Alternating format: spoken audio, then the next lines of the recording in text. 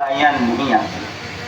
अगर इन नामों से काम होता तो अयोध्या में पलटू साहब जिनको जिंदा जला दिया लोगों ने, वो आकर के सत्य नाम नहीं बताते, प्रभु का नाम सत्य नाम बताए।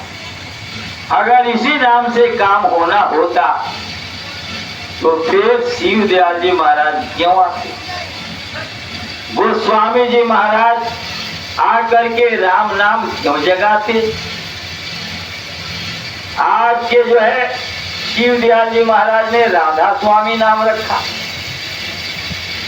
तो अगर उन्हीं नामों से काम हो जाता, गुरु महाराज का काम हुआ उस नाम से, राधा स्वामी नाम से, दादा गुरु का काम हुआ उसी नाम से, और भी बहुत लोगों का काम हुआ, लेकिन आगे इस नाम से काम नहीं होगा।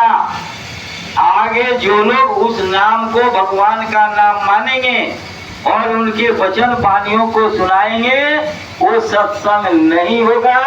इसलिए गुरु महाराज ने जय गुरुदेव नाम लगाया कि अब जय गुरुदेव नाम से काम होगा। आज हम किसी के पास गए हुए थे सागरपुर, वो सरदार परिवार था, तो लोग कहने लगे कि ऐसा तो कहीं मांसाहार पर पाबंदी ग्रंथ साहब में नहीं लगाया गया है। अब तो बहुत सारे गुरुद्वारे ऐसे हैं जहां पर नंद भेज पकाया जा रहा।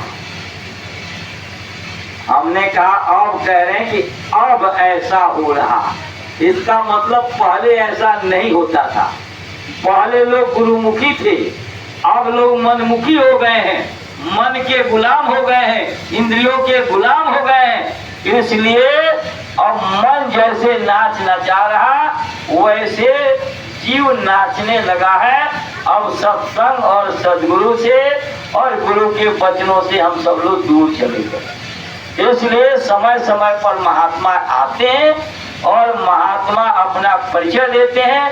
समय के महात्मा का संदेश ही सत्संग होता है, क्योंकि उनको मालूम है कि इस समय कौन सी दवाई इस मरीज के लिए ठीक रहेगा, कौन सी दवाई से इस आज की बीमारी ठीक होगी।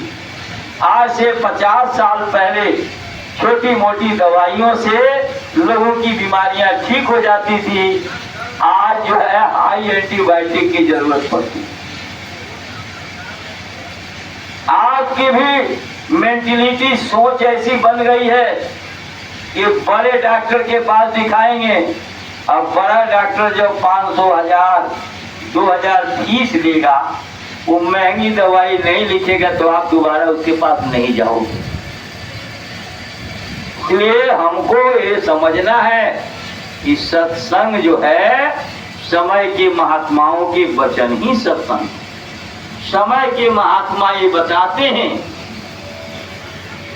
कि आपका ये शरीर है, शरीर के अंदर आत्मा रहती है। इस आत्मा को जो माँ के गर्भ में डाला गया, लगभग 4 महीना 20 दिन के बाद, तो इसके आने वाले समय जो अगली जोनी में जीवात्मा जाएगी, माँ के गर्भ से बाहर निकलेगी, तो उसके कर्मों की फाइल पूरी बना दी गई। कर्मों की फाइल बना के उसको सुना दिया गया, बता दिया गया। कैसे? जैसे जब वेद लिखा गया, 1 लाख श्लोक जो वेद में लिखे गए, 1 लाख श्लोक, और वेद को 10,000 वर्ष तक प्रचार किया गया। उसके बाद वेद को आपके ऊपर लागू किया गया। संविधान पहले बना,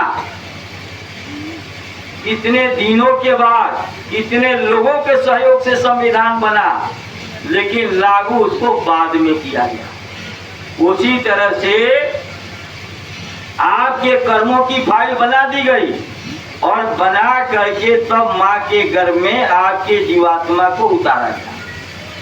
उसी टाइम सब कुछ बता दिया गया कि आप कितने दिन माँ के गर्भ में रहेंगे, और जब बाहर आएंगे कर्मों के वेग से तो क्या आपकी शिक्षा होगी, क्या कौन आपका पालन पोषण करेगा, क्या आपका बिजनेस व्यापार नौकरी होगी, कौन कौन बच्चे पैदा होंगे, कौन बच्चे कितने दिन रहेंगे, कौन सेवा करेगा कौन नहीं सेवा करेगा, और मरने के समय कौन कौन मौजूद होंगे और कंधे पर रख करके कौन कौन श्मशान घाट पहुंचाएंगे, ये सब उस फाइल में लिखा हुआ है और आपको सब कुछ उस मालिक ने बता दिया है।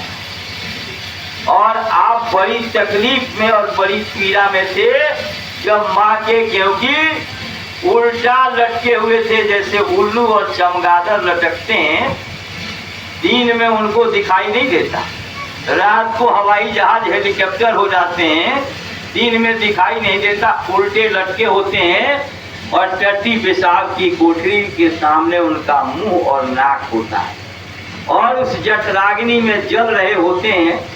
बड़ी तकलीफ और बड़ी पीड़ा होती है, वो इससे निकल के भागना चाहते हैं लेकिन कोई उपाय उनका काम करता नहीं। तब वो प्रभु से प्रार्थना करते हैं कि अब प्रभु कृपा करो यही भांति और सब तजी भजन करो दिन राति। हम सब लोगों ने वादा किया कि हम भजन करेंगे, लेकिन ये तब कहा जब सच्चे परमात्मा के साथ उस आत्मा की तार जुड़ी हुई थी, परमात्मा के शब्द जो है अंदर में सुन रहे थे, परमात्मा के स्वरूप का दर्शन कर रहे थे माँ के गर्भ में। लेकिन जैसे माँ के गर्भ से बाहर आए वो तार कट गया और दिखाई सुनाई देने का काम बंद हो गया और यहाँ जैसे आए माया ने एक पर्दा डाल दिया भूल भरम अज्ञान का, क्योंकि ये काल और माया का देश है।